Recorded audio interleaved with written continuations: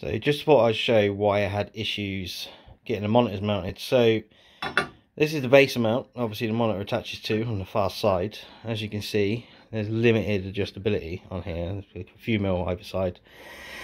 So the base mount sits flush against the profile, really, give a couple of mil.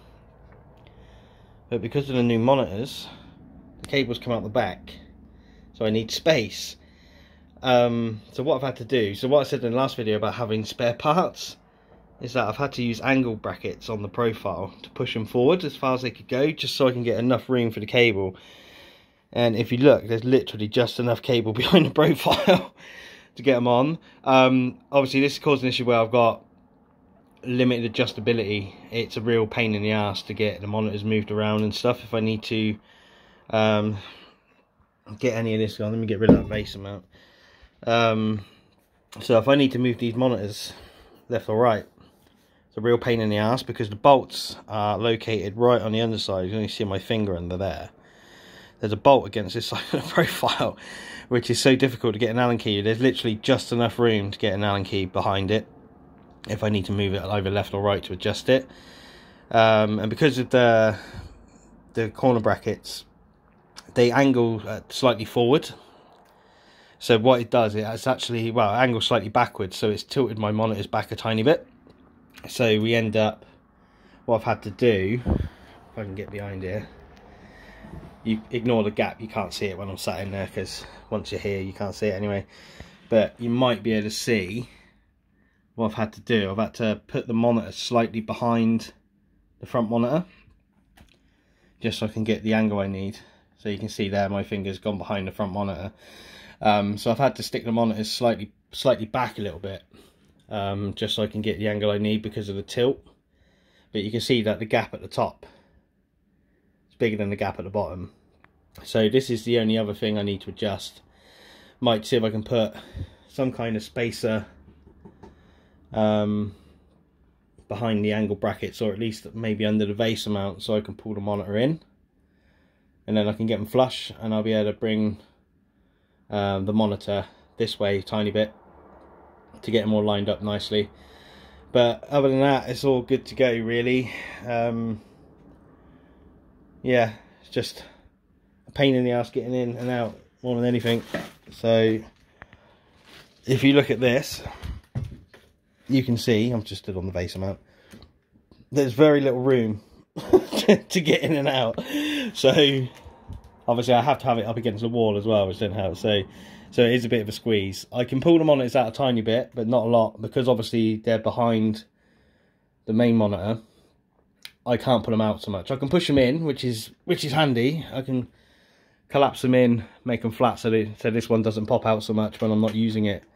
But I can't pull it out much further than that.